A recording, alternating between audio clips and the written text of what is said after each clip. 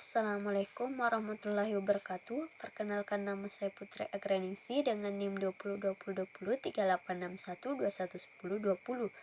Video ini dibuat untuk menyelesaikan tugas final di mata kuliah Manajemen Aset dan Liability dengan dosen pengampu Pak Darwis. Baiklah, langsung saja saya akan mempresentasikan tugas final saya. Asset and Liability Management atau yang disingkat dengan ALMA adalah suatu proses operasionalisasi dari fungsi-fungsi manajemen yang meliputi yang pertama planning, yaitu pada tahap ini disusun berbagai aktivitas organisasi ke depan sehingga tujuan bisa dicapai suatu perusahaan.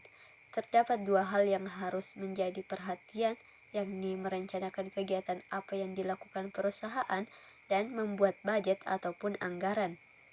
Yang kedua, organizing atau pengorganisasian yang merupakan pembagian tugas kepada setiap sumber daya di perusahaan sesuai dengan kemampuan masing-masing.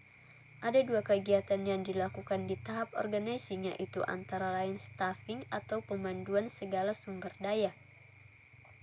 Yang ketiga, actuating yang merupakan kegiatan menggerakkan semua anggota kelompok bekerja sama demi mencapai tujuan perusahaan.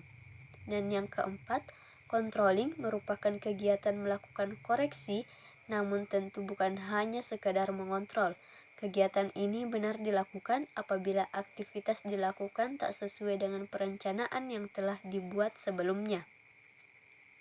Planning, organizing, actuating, dan controlling di bidang pengelolaan struktur neraca yang saling terkoordinasi untuk mencapai laba meliputi yang pertama permodalan atau equity, yang kedua pemupukan dana atau pool of funds, yang ketiga penggunaan dana atau asset allocation yang saling terkoordinasi untuk memaksimalkan struktur neraca bank dalam mencapai tingkat laba yang optimal dengan tingkat risiko yang diperhitungkan.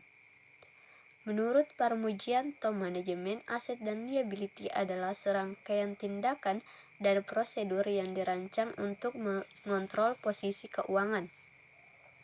Menurut Faisal, Asset and Liability Management ini juga untuk mengelola resiko-resiko yang kemungkinan timbul dalam kegiatan bisnis sehari-hari yang dirancang sedemikian rupa sehingga dapat mengoptimalkan pendapatan sekaligus membatasi risiko aset dan liabilitas dengan mematuhi ketentuan kebijakan moneter dan pengawasan bank.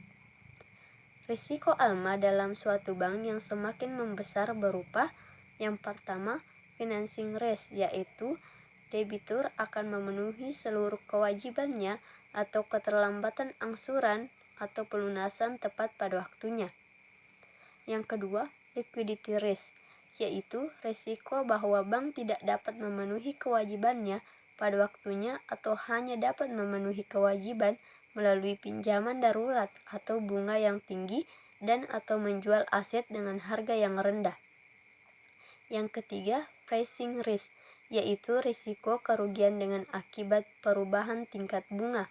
Risiko ini sebagai akibat net interest margin atau tidak terpenuhinya likuiditas atau terjadinya gap karena tidak tepatnya perhitungan pricing atas aset dan liabilitas.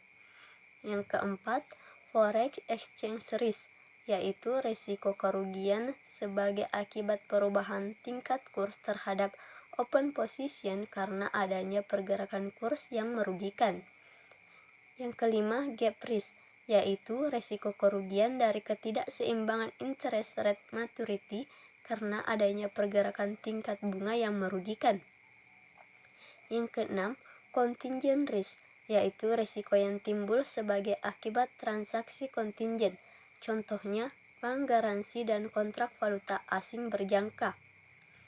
Tema sentral dari Asset and Liability Management atau ALMA adalah pengelolaan seluruh neraca bank secara berkelanjutan dengan maksud untuk memastikan keseimbangan yang tepat antara mobilisasi dana dan penyebarannya sehubungan dengan profil kematangan, biaya dan hasil serta eksposur risiko sehingga untuk meningkatkan profitabilitas, memastikan kecukupan likuiditas, mengelola risiko dan memastikan kelangsungan hidup jangka panjang.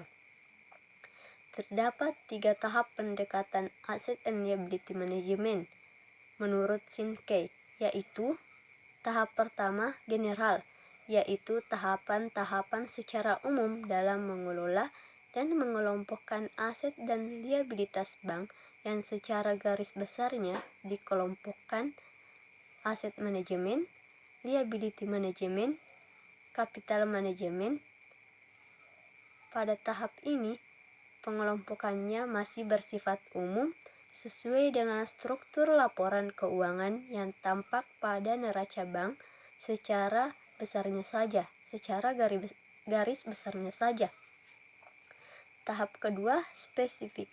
Pada tahap ini, pengelompokan sudah lebih spesifik dan rinci, baik dari sisi aset maupun liabilitas dan modal dengan komposisi sebagai berikut: reserve position asset management, reserve position liability management, liquidity management, generalized loan position, investment management, long-term debt management, loan management, capital management, fixed asset management. Tahap ketiga, balance sheet generate the income and expense. Dalam tahapan ini sudah mulai lebih rinci lagi dibandingkan tahap-tahap sebelumnya yang akhirnya untuk melihat kemampuan bank dengan menghasilkan keuntungan dengan formula sebagai berikut: profit sama dengan revenue, interest cost, overhead, dan taxes. Kebijakan untuk mencapai tujuan yang dimaksud adalah dengan melakukan spread management, control of burden, liquidity management, capital management, tax management, dan management of balance sheet activities. Dalam tahap ini sudah dilakukan pemisahan manajemen, melakukan kontrol terhadap hal-hal yang bersifat menjadi beban. Demikian pula dengan pengelolaan manajemen likuiditas, agar tidak terjadi over liquid atau sebaliknya. Juga pengelolaan modal menjadi penting karena untuk dapat melakukan ekspansi kepada debitur-debitur besar atau grup diperlukan modal yang cukup.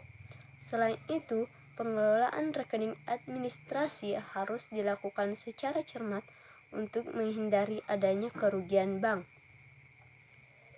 Itulah presentasi tugas final saya untuk mata kuliah Manajemen Aset dan Liability. Wassalamualaikum warahmatullahi wabarakatuh.